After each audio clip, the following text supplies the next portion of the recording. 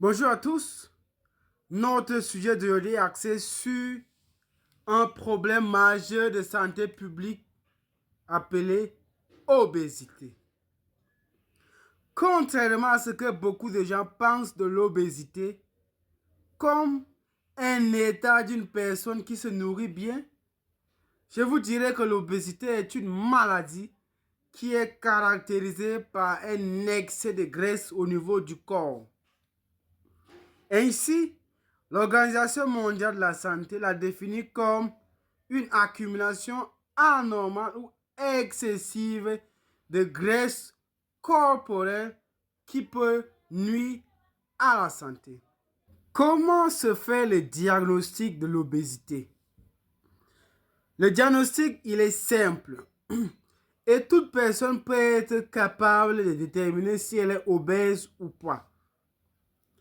Il consiste à utiliser l'indice de Quetelet, encore appelé indice de masse corporelle, qui consiste à diviser votre poids en kilogrammes par votre taille en mètres carrés.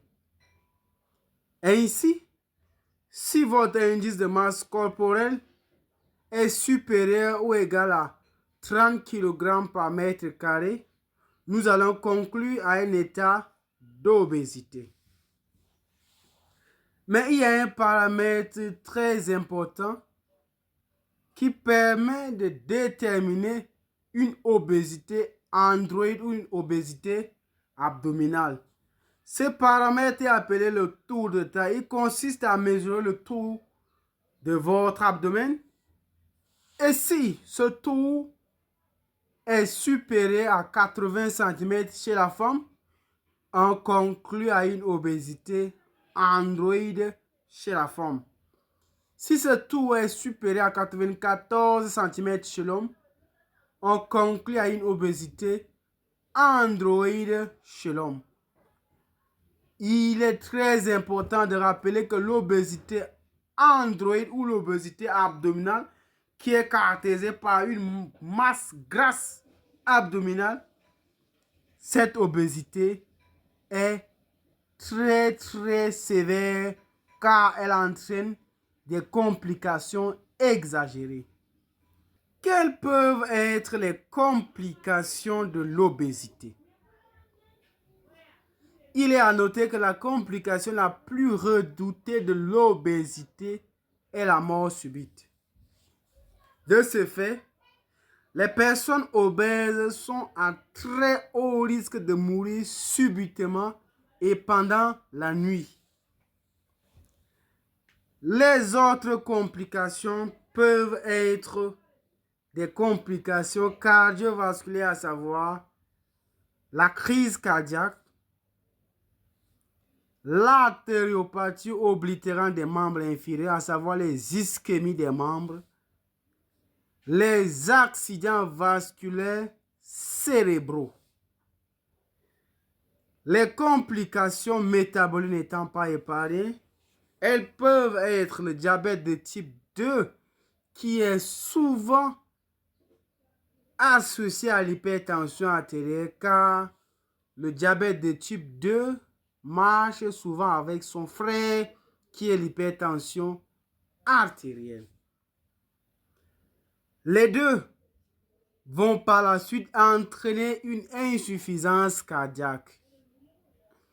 Les autres complications peuvent être osseuses, à savoir de l'arthrose, des fractures.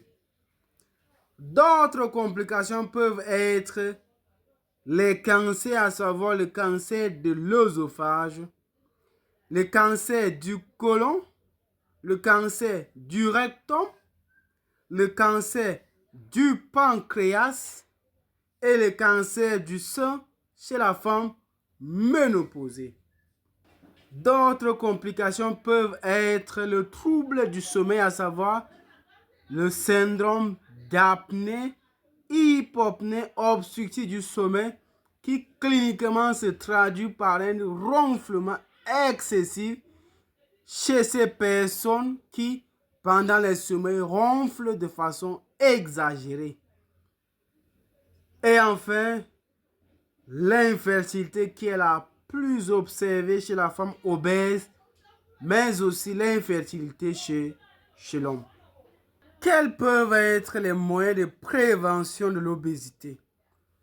Le premier moyen est d'éviter ce qu'on appelle l'arrivisme, qui s'observe chez les étudiants qui ont fini avec les études, dont nous par exemple, et qui voulons rattraper le temps. Du coup, on se trouve dans un laps de temps en train de gagner un poids exagéré, car il faut noter que la taille, après un certain âge, donc après l'âge de croissance, à savoir 25 ans, la taille n'augmente plus, mais le poids peut croître à tout moment. Il faut avoir une alimentation équilibrée et à des heures bien précises. Il faut manger moins gras, donc des aliments qui contiennent moins de graisse et moins d'huile.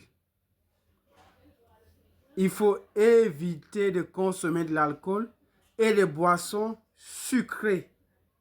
Il faut supprimer le grignotage, c'est-à-dire manger les aliments sucrés entre les heures de repas.